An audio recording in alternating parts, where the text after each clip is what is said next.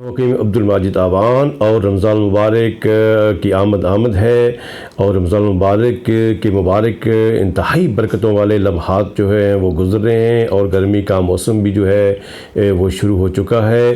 तो यकीनन जो रोज़ा रखेगा उसको प्यास की शिद्दत भी जो है वो लाजमी महसूस होगी।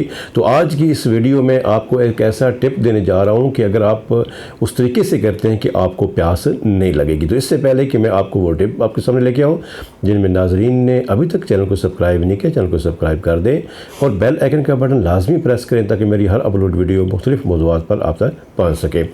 तो नाजरीन, एक तो सहरी का आपने बड़ा ख्याल रखना है। हमारा कई जब लोगों से बात होती है तो वो ठोंसते जाते हैं, खाते जाते हैं और ज़हन में ये होता है कि सारा दिन निकालना है। और जब सहरी कर लेते हैं तो उसके बाद उनकी कैफियत जो है वो बड़ी ख़राब होती है, हालत बड़ी ख़राब होती है और बिल्कुल उनसे हिला नहीं जा रहा होता। तो उसकी वजह यही होती है कि इतना मैदा भर चुका है कि उसको अपनी मूवमेंट जो है उसमें भी उसको मुश्किलात जो है वो आ रही हैं। तो ये कोई दानिशमंदाना ये कोई हिकमत इसमें जो है वो आपका ये रोल नहीं है कि मुनासिब सहरी करें, इतनी करें कि आपको ने इबादत भी करनी है, आगे नमाज़ पढ़नी है, ज़िक्र करना है। तो आप इतनी सहरी करें कि जो आप रूटीन के साथ आप नाश्ता करते हैं, रोटी खाते हैं, मुनासिब तरीके से जो है वो इस सहरी करें।